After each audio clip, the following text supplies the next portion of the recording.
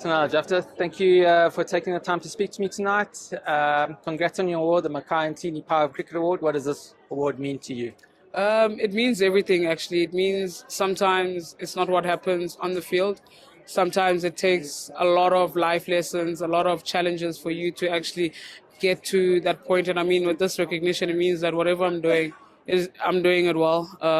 For me, I've always been a person of servicing the next person. I always want like going back home, being influential there, talk to the kids. That's always something I've been passionate for. And I think with this award, it just means that I'm actually on the right track and I must just keep going. And what have you made of some of the youngsters coming into the side in this last season?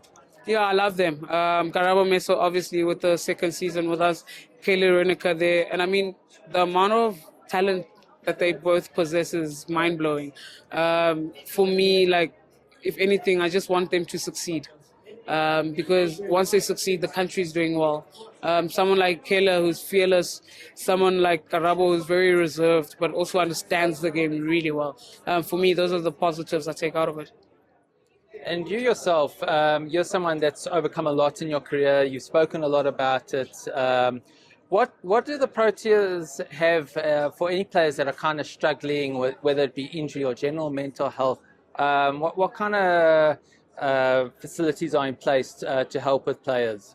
Or is it the onus on the player themselves to get themselves ready, mentally fit again to playing cricket? I think the most important thing for me is when I got given the opportunity to come clean about my addiction, I actually took it. First, I denied it.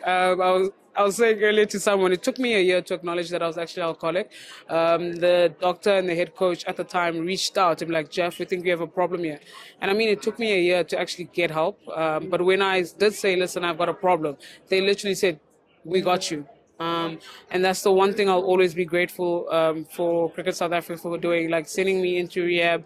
And I mean, they weren't obligated to, but they literally said, we see something.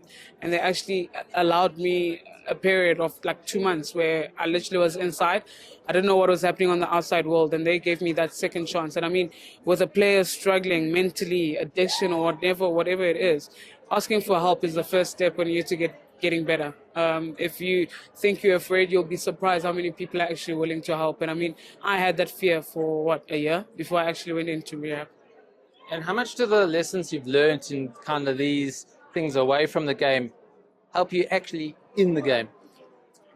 The one thing that I've learned, one day at a time, if I think too far ahead, then I'm going to be overly confident or arrogant, or my ego is going to get in the way, because I am an egotistical person. I think every athlete has one or two of those traits, but if anything, it keeps me humble, it keeps me sane. I'm really, really grateful for just today. How I train is I max out my body today because tomorrow is another day. And I mean, even though I wake up with aches and pains, I know that it was worth it. And for me, it was contributing to the team. And like from a team environment, I'm very chilled.